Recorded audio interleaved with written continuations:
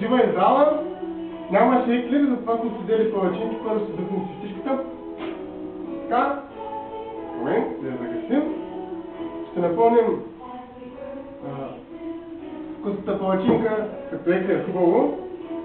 Така, с меде обилно.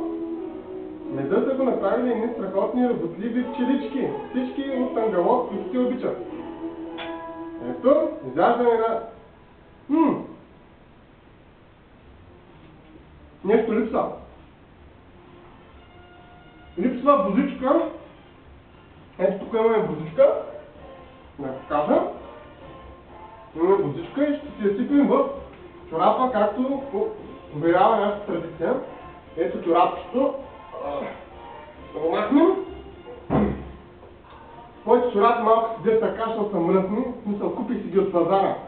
Те са употребявани, но не знам коя душица ги беше употребяла. Много вкусно. Мечо, пази без да ядеш. Честит рожден ден от Мечо.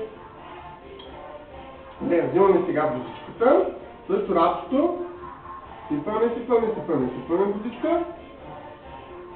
И отиваме по твое здраве. Да си жива и здрава пак.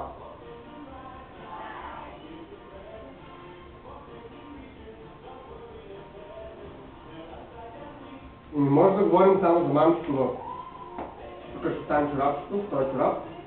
За нашото клипче искам да кажа нещо на странните птици, които се народиха напоследък. Че ще ги отвеем всичките до един.